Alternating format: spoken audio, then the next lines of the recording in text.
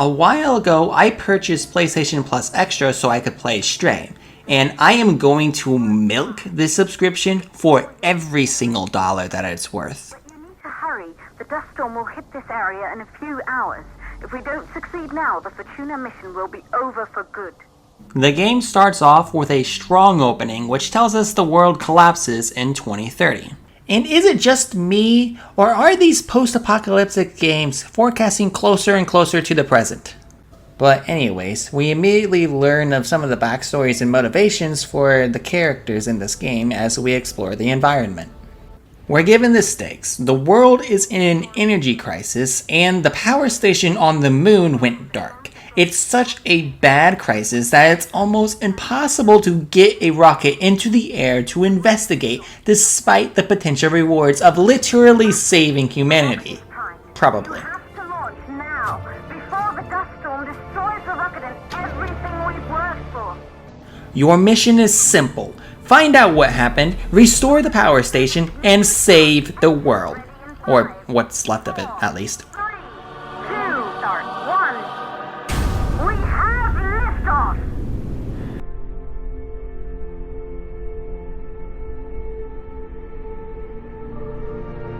The view must have been breathtaking when the first astronauts made their way to the moon just 100 years ago. They knew an Earth full of life. All we know today is dust. If you can bring the MPT network back online, it could restore the hope humanity lost after the lunar colony fell. We could recover, rebuild, and most of all, start thinking about a future. At first, I was a bit alarmed at the random can of oxygen floating in the air of my rocket. After all, that is a dangerous gas. But I quickly grew accustomed to the little cans of air scattered everywhere as an important resource to manage when I'm in space.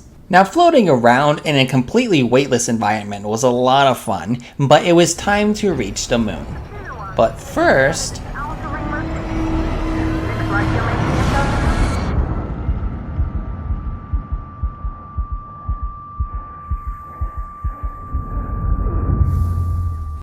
after I decided not to get lost to the void of space, it was time to investigate why the power station went dark. The ships will be ready soon. You can't be serious. I don't know how you plan to fix this mess, but you'd better do it now. That won't be necessary. Come with me. You are serious.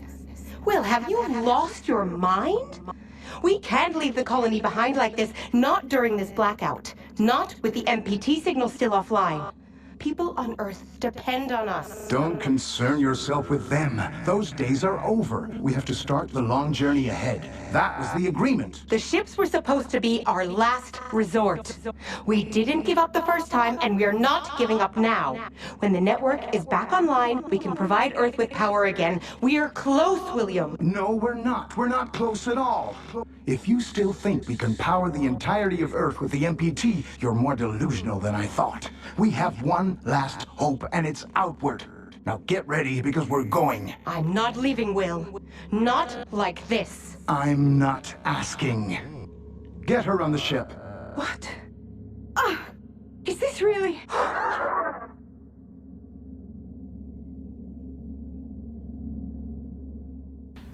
They just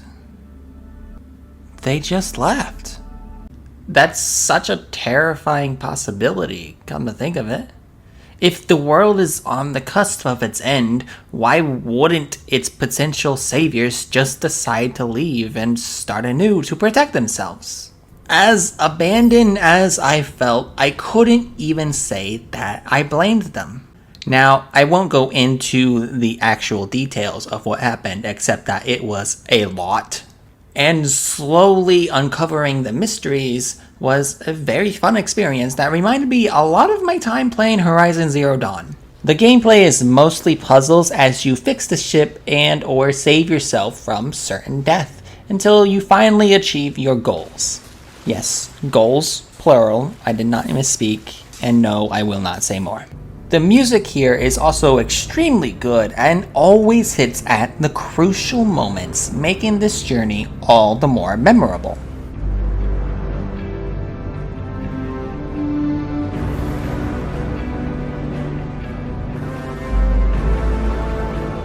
Now, typically, when I watch the credits roll, I ponder to myself, what should I rate this game?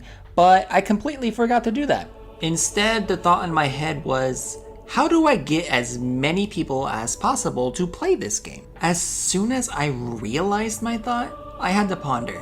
Do I give it a 9 out of 10 like I did to Stray, or do I give it a 10 out of 10 and declare it worthy to be at least in the conversation for the greatest game of all time? After all, this game only took me 6 hours to beat. It would be a ripoff if it had a $60 price tag like Elden Ring, but thankfully, it doesn't.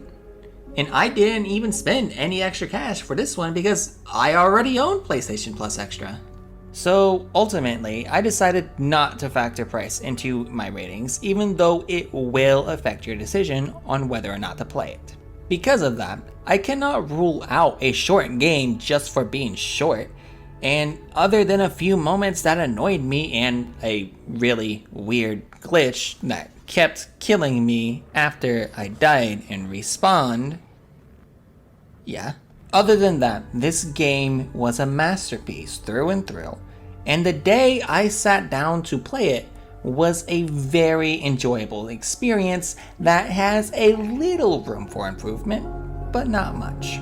The pacing, storytelling, fun little moments, and meta commentary all fit in perfectly.